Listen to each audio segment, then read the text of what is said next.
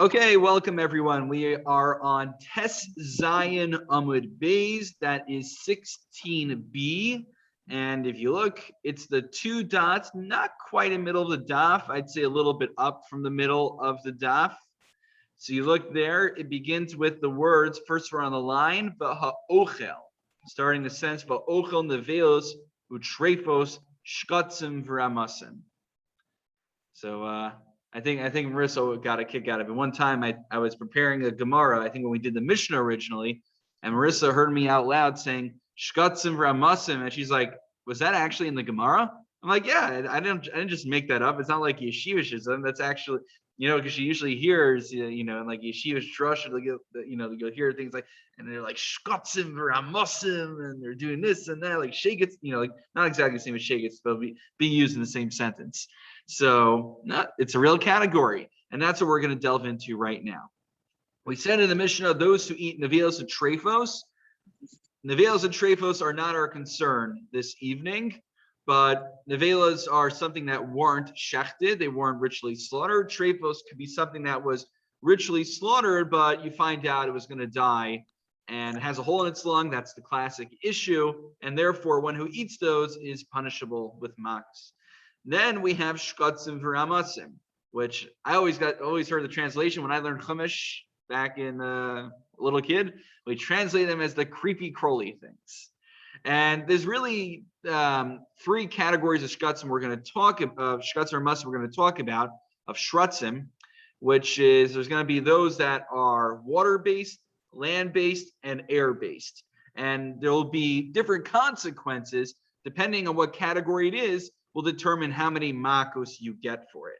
Because if you look, I think in my Mesivta Gemara, and I believe Art Scroll also gives a nice list in their footnote of all the psukim that get tallied up. And each time there's a pasuk talking about shkatzim v'ramasim, it adds on another set of Makkos. So why am I telling you this all outside? Why don't we just jump into the Gemara and see what it has to tell us? So first, Amar Yehuda Haima de'ochel binisa debekirva malkinon le mishum sheret hashoretz al haaretz. So it's funny. In my Mesivta Gemara, it translates it as a worm, but I think the Ritva and others take issue and they say no. In Aramaic, that means a fish. So I'm curious, does our scroll translate as a worm or as a fish? Henry, you're muted, but I see your mouth moving. Yeah, it says in the footnote, it just says creeping thing in the cabbage worm, which is Rashi's worm. Yeah. Right. But that, so they take Rashi's approach. Right, but they point out in the footnote that there's other opinions. Yeah. But yeah, that's Rashi's translation. Right. Okay. So it makes sense that they would adopt Rashi. Yeah. That does make sense. But just from an Aramaic standpoint, it usually refers to a fish, which is what's odd. So. Okay, anyway, there's some sort of worm that's inside a carib, and one eats it. So a worm is a sheretz. Makina le mishum sheretz hashoretz haaretz. You get malchus for doing that, for eating it. And sure enough, ahudacha binisa to make kirva v'nagde Rav Yehuda. Rav Yehuda wasn't just talking, he wasn't just giving a Thursday night Makkos shir in theory. He took the theory, he put it into practice, and he gave somebody Makkos accordingly. Beautiful. We should all be zeicha to bring our learning to halacha l'maisa. Hopefully not old halacha learning here. maybe some, like the Shemitah halachos we learned on, like, what was it, Daf Gimel or something.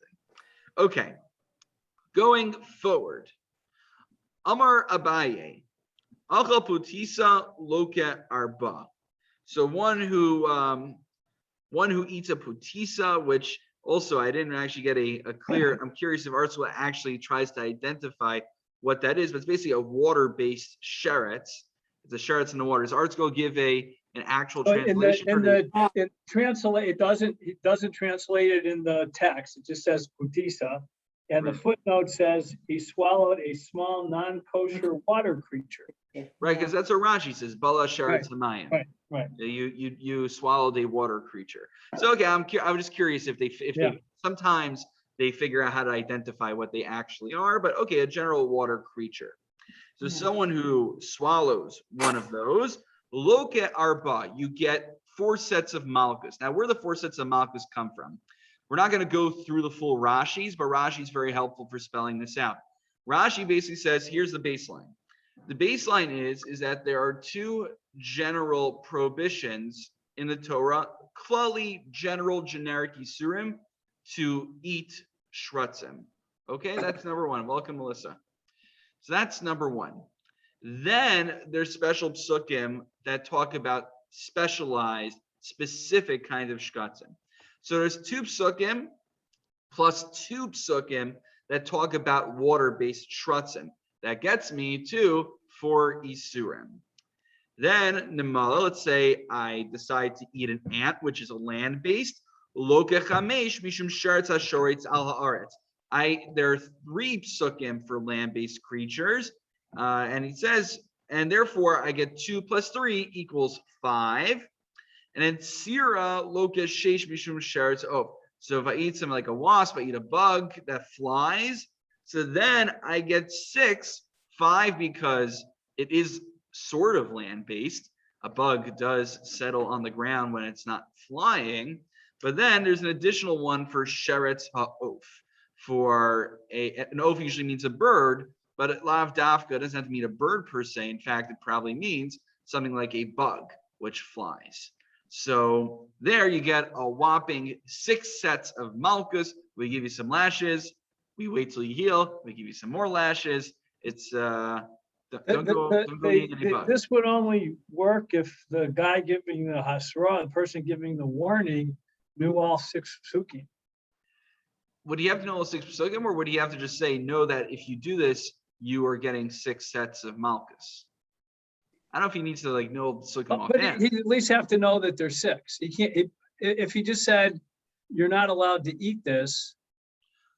So we had that discussion in the Gemara a while back, is my recollection, where if you don't this was the case that we dealt with, where someone was Machal Shabbos, and let's say you only warned them that they would get malchus, but meanwhile, really, they're supposed to get capital punishment. They should get misa.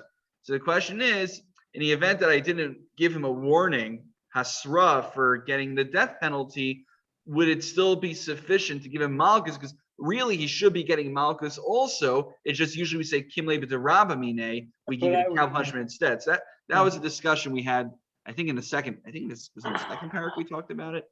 Some time ago we discussed it. But it's a good point. Okay. Kimle b'derabamine wouldn't apply because it's all the same punishment. In this case, because it's all the same punishment. Well, yes, that would be correct. There'd be no kimle b'derabamine. Kind of a ironic conclusion that you could do this and some lesser offense and only get malchus once. But if I think you would. It's right. I think here it's even more likely you would get the malchus, because it's not even like I told you the wrong consequence. Okay. I just didn't tell you how much of that consequence you would get. Okay. But that's a good point. Thanks for bringing back that sugya. Interesting. Okay, going forward. Let's go forward. Let's see. Amar Abaye. No, we just did that. Amar Avachai. So this is a halacha, which I remember back when I was in high school. So once I finally decided, you know what, I got to get serious. I have to actually learn and make sure I know how to read things like Mishnah Berurah very well. So I did I got myself the translated Mishnah Berurah. I sat down for like an hour each day in like the afternoon. Siddhartha gives you some time to actually, have Seder and learn. And I went through from Ashkamas Aboker, Siman Aleph, through Hilchos Tzitzis, and just made sure that I was very familiar with how Mishnah Berurah reading goes. So, of course, I think it's in Siman Gimel, if I'm not mistaken, you get to some very wonky halachos. Amar Avachai, Hamashas Nekav of over Mishum Lo Sishatsu. Someone who needs to use the facilities, but opts not to when they are in need, they violate a prohibition in the Torah of Bal Tishaksu, that one should not do something that is repugnant, that's disgusting, one shouldn't do.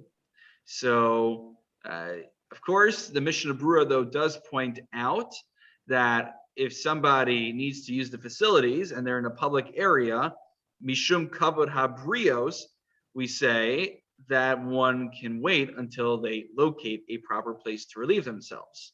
However, there's a general Isser of Bal Tishaksu. So make of that what you will. Amar Rabbi bar Abai, along the same line of reasoning,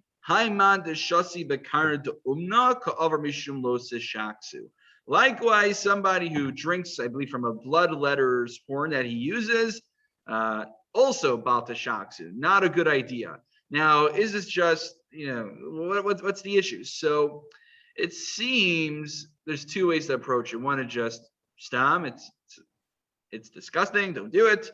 The other is that it might be coming from a health perspective. When you think about it, don't drink from a bloodletter's horn. Who knows? Like you'll get like HIV or something from there. And if one who they believed, I don't know if scientifically it's true, a man who would hold in and not relieve himself and wait too long, it could affect his fertility. Isn't scientifically true? I never looked into it, but I'm guessing it's not. But that's possibly some of the concern there as well. Yeah, Toby. Rabbi, with regard to, I don't know about the first one, but with regard to the bloodletting, I mean, isn't there a concern that you might consume some leftover blood that's in there? And aren't we prohibited from consuming human blood the way we are animal blood? Right. So, I mean, there probably have to be two ways we'd have to go about this. Either one, there's such a negligible amount that any liquid you're putting through it, the blood would be nullified, I'd imagine, or there's no visible remaining blood on there. But you are correct that consuming blood of an animal would be prohibited. So human blood, whereas human blood, right? So human blood would not be subject to the same issue, though. Really? Yeah, that's my understanding. I need to look more into the sugya, but human beings, in terms of their blood, well, actually, right. So the issue with blood for a human, I think, is midrabana, if I'm not mistaken. And so in order that there's no Maris Ayin issue, one should spit it out. I need to look more into it because I remember also it's a similar conversation with chicken eggs. So if you have a non-fertilized chicken egg, there's no chicken there. It's not fertilized. Yet sometimes there might be some kind of blood nonetheless. So since it's not coming from an actual creature, it's not fertilized, it might only be a problem with the Rabbana. So Mishum Arsayin, you spit it out. So those are some of the considerations. I'll look a little bit more into that one. Okay, moving forward. Amar Rava bar Rav Huna. Risek tisha nemalim vehevi echad chai. So, this is very important. It used to be, back before we upped things, you're getting some exclusive footage over here. Back before we upped things at Navaratna and had Nat Sandberg there checking the vegetables multiple times a week, what we relied upon from Razusha Black was a particular heter, which is called the Sveka of the Rashba, which essentially one of the items it relies upon for not having to check each and every single piece of leaves, not having to check all the vegetables in there on a regular basis, is why are we checking the vegetables? What are we afraid of? Bugs. We're afraid of bugs. Now, what is the issue with a bug? A bug is not a kazai. Many bugs are smaller than an olive, so I shouldn't violate the Isser if I eat it. The issue is, we saw in our Mishnah, it's an issue of birya, eating a complete being or a complete animal or bug is problematic, even if it doesn't meet the threshold of a kazayas. So therefore we check for bugs. However, if these vegetables are getting chopped up and they're being put in blenders, they're being fried and destroyed and mashed around, then any bugs that are on there in all likelihood would no longer be in one piece. Therefore, the only concern we would have is one might eat so many bugs that would combine to kazayas. But honestly, if it got that far, I would think the health department should be shutting the place down then. So that's what we relied on until we decided to bring mashgiach in, just to upgrade things a little bit. But that's certainly a legitimate opinion. So why did I bring that up? It's relevant information for our Gemara right now. Amar Rabba bar Rav Huna, Risek Tisha Nima. Oh, it's 6:32 already. Wow. When's our meeting 7, right? Meeting 7. Okay. Yeah. Okay, we got time actually. I thought it was 45. Amar Rabba bar Rav Huna, Risek Tisha Namal Vehivi Echor Chai V'Shlim Lekazayis Logas Sheish. So if I mash up, what's a good word for it? I mash up. What's the give me the Crush. Ground up. Crush. ground up. I ground them up. I crush them up. Yeah. And I have 9 ants. But the 9 ants crush up, don't quite measure up to Kezias. So then I bring one more ant, which is complete, and I take that the blender with all the ants in there. I chug that down, and I throw in one last ant that's complete for good measure. Then I get 6 sets of Makkos. Chamesh mishum biria, 5 because it's a land-based sheretz. The echa mishum kizayis levei, and the other because after it as it dies on the way going down, it combines with the other 9 ants to meet the measurement of a kizayis. So that way I get actually 6 sets of lashes. Rabbi? Yeah. What about the Achad B'Shishim rule? So Biria, so that's the whole idea, exactly. Biria is an exception to that because it's so significant, because we have this in halakha sometimes, right? So Phyllis points out, in general, we have a rule that a 1 to 60 nullification ratio nullifies the 1 in the 60. So if I have a cholent pot and a drop of milk falls in, the milk is nullified and the cholent is still kosher. However, there are certain things that are exceptions to that rule. For instance, something called a chaticha rui lischabed, where you have like imagine, just like you have this huge piece. Let's change the example. I have a pot with milk, and then I just have like this big piece of meat that's in there. The meat's not going to get nullified in the mixture. It's too significant. Another example is something called a davar hamaymed. So something like, here's the question, right? So what's the issue with cheese, a non-kosher cheese from a cow? What are we concerned about? What do we think is going to happen? We're concerned that the rennet, which is used to make the cheese, will come from a non-kosher animal. It shouldn't be batal b'shishim. All he needs a little bit of rennet to get a huge entire vat of milk to turn into cheese. The issue is it's called a davar hamaymed because that rennet is pivotal in making it into the cheese. It's not batal. We can't just say, oh, it's not there. This would not become cheese without this little bit of non-kosher chemical. So over here as well, a small little ant, while it may be small on scale, it's still significant to the extent that it would not be batal b'shishim. That's the concern over here. You'd also maybe have a mevatling Yisrael lechatchila if you had a reasonable expectation that there were bugs there, right? Right. So that would be the difference, in a kashrus, from a kashrus standpoint. What would be the case here? You're saying in the case of the Gemara, or But like the example of the milk, if you deliberately pour milk, it doesn't count. It doesn't become batal because you did it deliberately. Right. So that we don't even need to talk about biria. That could be, like you said, I have the cholent and I pour a drop of milk in deliberately with the intention of being mevatel lecharchila. That'd be a problem. So here's an interesting thing. My brother-in-law not brother-in-law, my wife's brother-in-law. So he pointed out to me, he asked a posek one time, such a fascinating idea. Let's say you have a fleshig meal and you want to have coffee at the end of the meal. I don't want any of these powerful creamers. I want the real deal. So what do? You take some dairy creamer and you take the dairy creamer and you pour it into your coffee. So Henry's saying, where there's a principle of emavalin itzer lecharchila.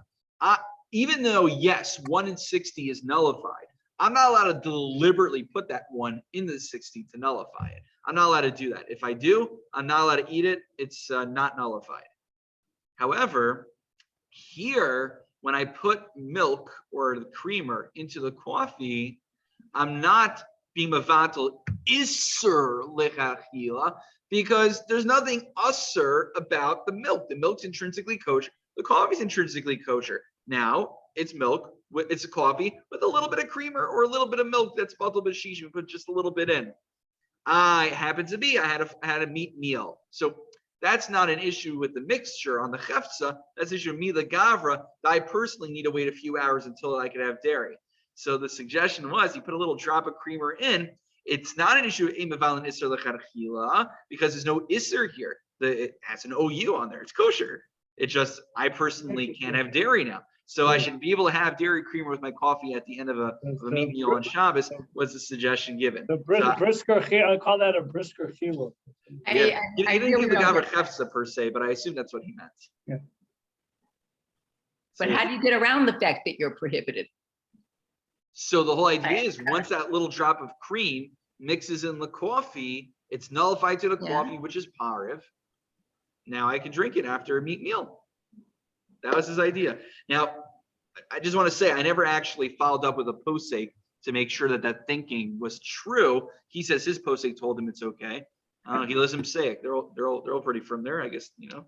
But I want to verify that before I start spreading that around. This is a theoretical shear right now, but it does make sense to me unless there's a factor I'm not thinking about. Anyway, okay, so Henry, thank you for bringing that up. That was a worthwhile tangent, but we got some ground to cover and we only got 20 minutes left. So let's move forward. Okay. Rava just adds on a few details. Rava Amar Rav Yochanan if you shnayvahu, even 2 ants plus this ant, if it reaches a kazayas, if you shnayvahu, then you also are punishable. Rav Yosef Amar afiyu echavahu, no, even 1 chopped up ant and 1 full ant would be enough. V'lo pligi, and they're not arguing just barbary and vahupasutri. One is talking about when you have large ants, when you have small ants. It's the same principle at play. If you have a full ant that finishes off the kizayis, you'll be chayiv 6 sets of Makkos, 5 mishum sheret, and 1 for eating nevela. Okay, done. Next section. Now we're going to talk about a new concept, and we need a little bit of background. We're going to talk about Meiser Ani. So right, the Shemitah cycle, it's good to learn about that. We did between Mincha Marav a few nights here at the shul. The Shemitah cycle is 7 years. 7th year, we let the land grow fallow. We'll have a whole year to talk about that. During the 3rd and 6th year of the Shemitah cycle, I give what's called Meiser Ani, which is a tithe for the poor on the 4th and 6th year. There is a question that comes up as follows. When I neglect to separate Truma, to separate Meiser, to separate all the different gifts I have to take off from my food, that food is still considered tevel, and I'm not allowed to eat it until I separate all the different kinds of matanos, all the different gifts that I'm obligated to take off from it. So the question is Meiser Ani, if let's say I took everything, I took Truma, the Trumas Meiseris, everything was taken care of. Now the question is, I still haven't taken the tithe off for the poor. So here's the funny thing. There's really no sanctity to Meiser Ani. See, Meiser Sheni, right? I have to bring it to Yerushalayim. It's fruits I have to eat in Jerusalem. Truma, only a Kohen and his family and servants can eat that Truma. Meiser Ani is purely mundane. Anyone can eat Meiser Ani. So I would think, since it's so mundane, it has no kedusha to it, no sanctity. If I neglect to take it off, I did the wrong thing.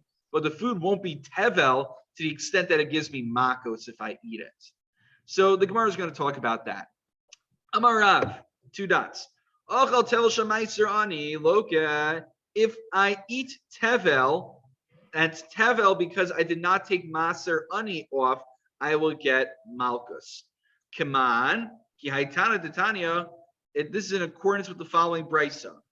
Amar Rav Yossi yachol lo yechayev ela al tevel shel hur mimenu kol iker. I would have thought to say, if I didn't take any tzedakah off of my food, I didn't separate anything for tzedakah, then it would be tevel I get makkos. But that's not true. That's erroneous. Hur mimenu truma gedola lo hur mimenu maser rishon. If I only separate truma gedola, but I didn't separate maser rishon, Meiser Rishon, Meiser Sheni, Vafilu Meiser Ani. How do I know that even if I didn't separate Meiser Ani, I'd be accountable, I'd get Malkus, Minayin. Talmud Lomar, it says, Lo Sucho Lecho Bisharecha, which that verse tells us that you are not able to eat the food while it is still Bisharecha, which refers to still having some form of Meiser not taken off from it. Ulahanu Omer Va'achlu Bisharecha. This is what are we doing? Talmudic methodology 101 or 102?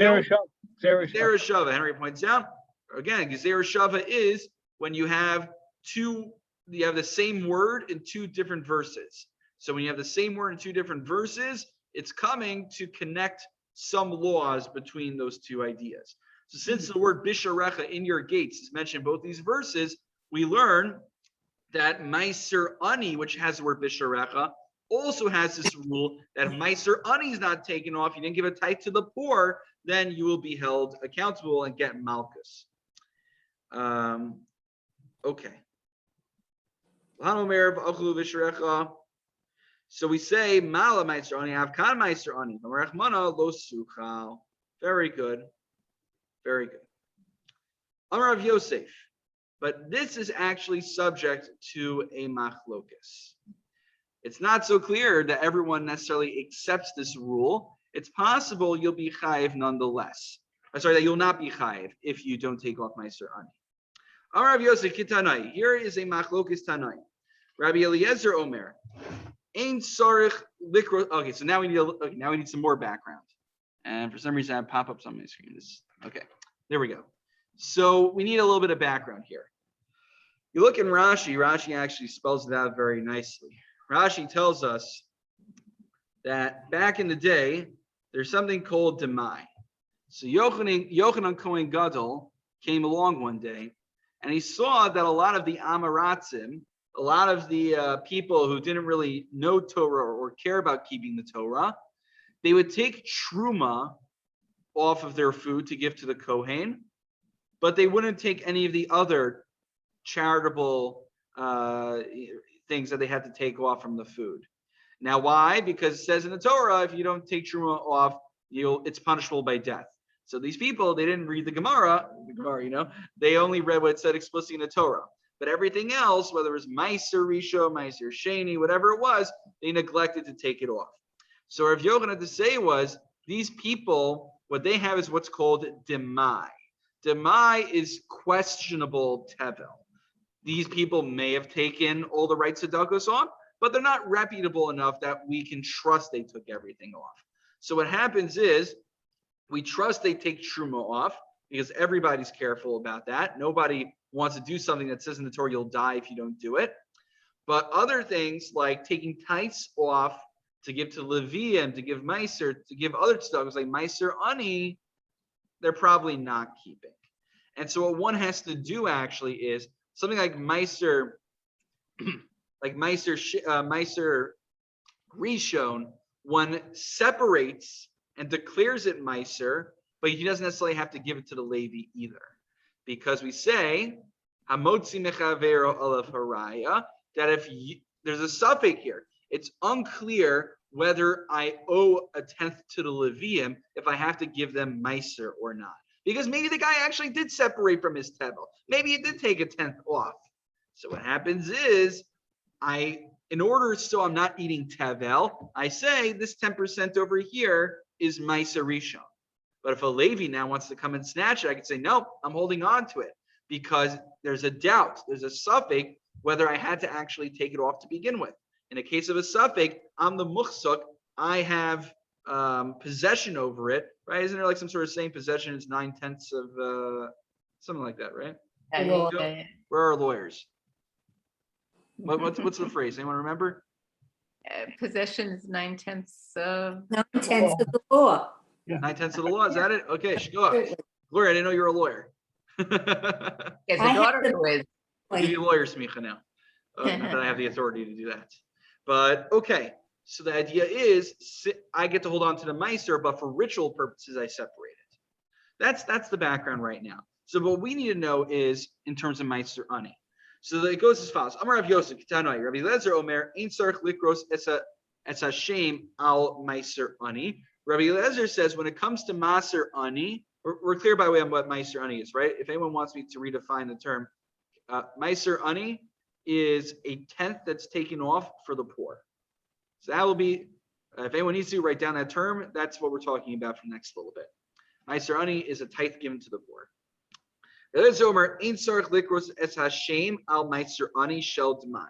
So I do not need to give a tithe to the poor when it's demai, because demai is questionable tevel. In a case of doubt, I get to hold on to that money. But the question is, do I need to go through the ritual motions of declaring a tenth of the food there to be maser ani or not? So Rabbi Eliezer says, I do not need to. You do have to designate maser ani. You just don't have to actually give it, take it off physically and give it to the ani himself. You get to keep it. So what case are they talking about? What's the basis of their dispute? Damar savar vadai tovlo. Damar savar vadai tovlo. Mar savar vadai ein tovlo. The question is, our machlokes, our question. If I neglect to take Meiser Ani off from my food, is it still Tevel? And if it's still Tevel, then am I basically asking, do I get Makkos if I neglect to take Meiser Ani off? That's what they're disputing. Rabbi Eliezer says no, therefore you don't need to separate Meiser Ani. And the Chachamim say yes, you do have to. However, that's such a weird machlokes. Why do we need to have this machlokes in the case of demai, which is the case of suffix? Maybe I'm not.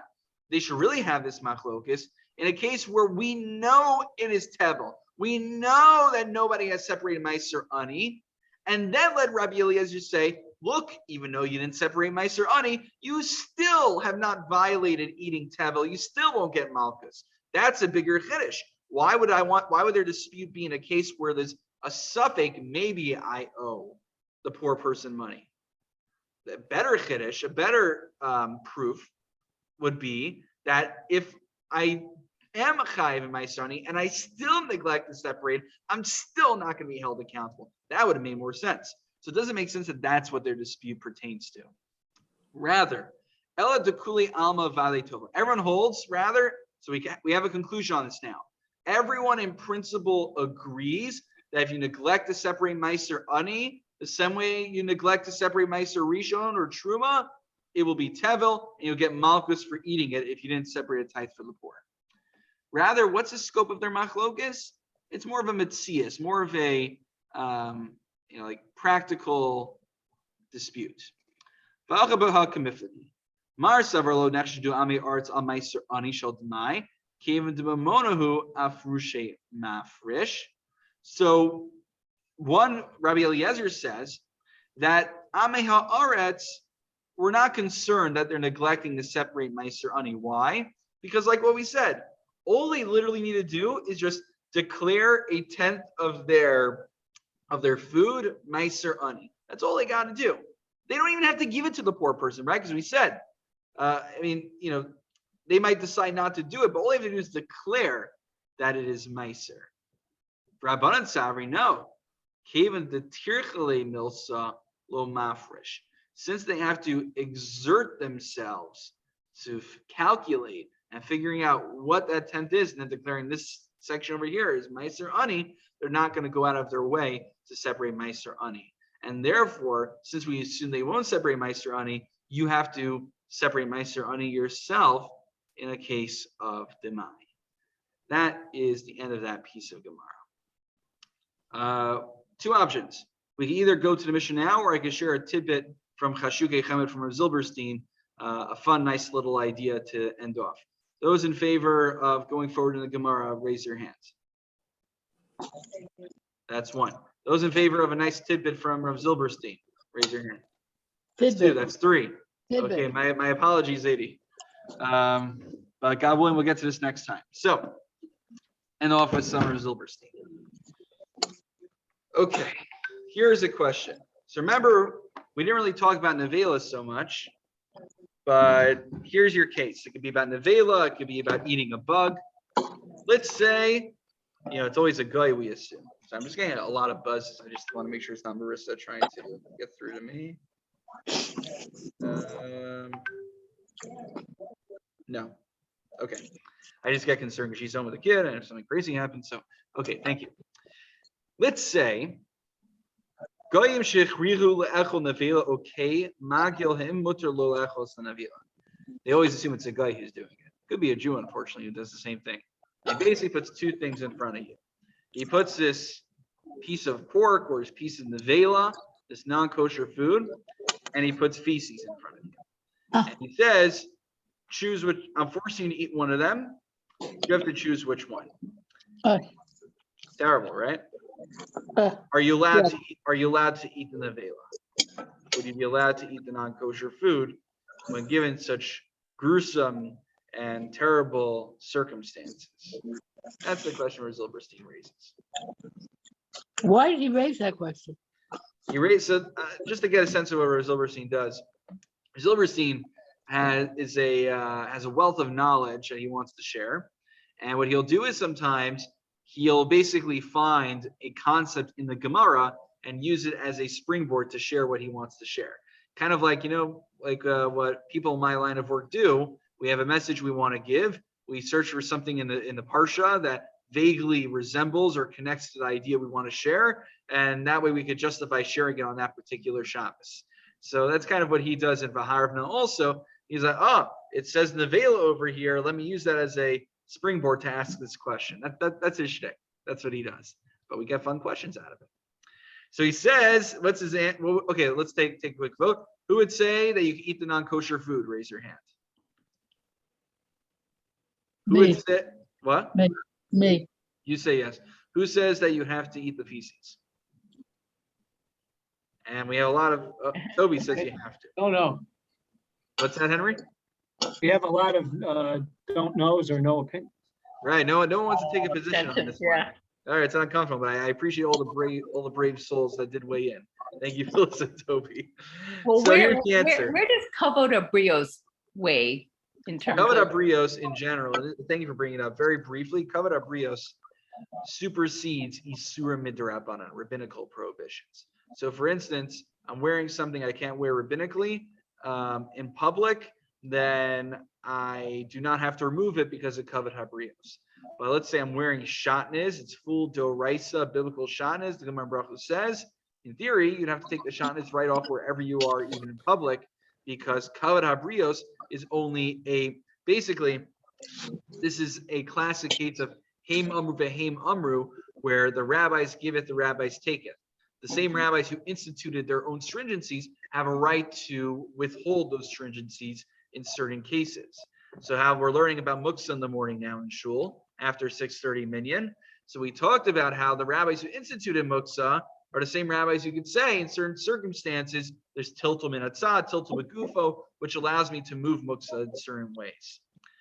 So similarly over here, the rabbis who instituted Isur Midrabanan, they could say, but in cases where there's concerns of kavod habrios, we're willing to waive that concern. The issue is, you look at, I can't elaborate, we only have 4 minutes left, but you'll see sometimes in conservative responsa literature that what conservative rabbis did was they took these concepts from the Gemara, like kavod habrios, but the issue is they use these things to justify Isur Midoraisa, biblical prohibitions. So to the untrained eye, they're doing what an Orthodox rabbi does. They cited a Gemara, they have a proof, and now they're making their argument based on it. But you have to understand that when you invoke things like kavod habrios, there are parameters to when it can be invoked. The most extreme case, of course, is v'ahavta l'recha kamocha. Now I should be over every single Isser in the Torah. So put that aside for now. So what's the answer he gives? Hoshut shechayiv lechol. It's obvious that you must eat the K, you must eat the feces. Avol davar shu yoser michol mamono. So even what's the reason why? Because one is obligated to give away all their money to avoid violating an Isser Midoraisa. Avol davar shu yoser michol mamono, but something that's worse than losing all your money, that's something you wouldn't have to do. The thing is, he asked, most people, if you were told that you had to lose all of your savings, lose your 401k, lose all your investments and your stocks, or eat this? Would you elect to lose all that, or would you, go ahead and eat it? So most people, after much deliberation and regurgitation, hesitation, they'd probably go ahead and do it. Don't think too much about it. So he says, though, however, if I do violate, let's say I do go ahead and I do eat the non-kosher food instead, then he says, God still will consider, this is the funny thing, really, I shouldn't eat the non-kosher food, but in the event I do eat the non-kosher food, God will still say, ones rachmana patre, that you were an ones, you were put under duress, and therefore God understands why you did it. This is very similar to how, in theory, again, this is very complicated. I don't have time to get into it. There is a prohibition of ma'abed atzmo ladas, committing suicide. Now we understand today, mental health issues, what lead people to do it. Back then, people had ideological reasons for ending their life early. And so, if somebody elects to end their life early because of suffering, while one, according to some, one is not allowed to do that, nonetheless, we would say post facto, once it's done, it was done under duress because you're an ones, and therefore you get all the proper burial rights that we give to anybody else. Okay, so that's the, so you, in other words, he says you should not eat the non-kosher food, but if you do, this is one of those cases where we say perhaps it's an ones, and hopefully Hashem will understand. So that we don't say that for most things, by the way. We do, sometimes we rationalize that in our minds. We say, "Oh, Hashem will understand if we did that." Do you know this is the exception to the rule. Rabbi, I know you're not allowed to daven in a place where there's feces. Can you daven in a place? Can you daven in a place where there's a pork chop lying on the ground? Yeah. I don't see why not, unless it's an issue I'm not aware of. Yeah, but now I have to be worried about it. So I have a baby at home, so I have to worry. Like the changing table is where my office. We don't have a lot of room in the apartment. So my little office table is the same room as the changing table. So Marissa will come in and I'll have my Gemara. I'm like, oh no, what do I do? So anyway, okay, I have to get on to a meeting now. But it was a pleasure, everyone. Well, thank you. Thank you, Rabbi. Have a Thank good you, one. Rabbi. Thank you, everybody.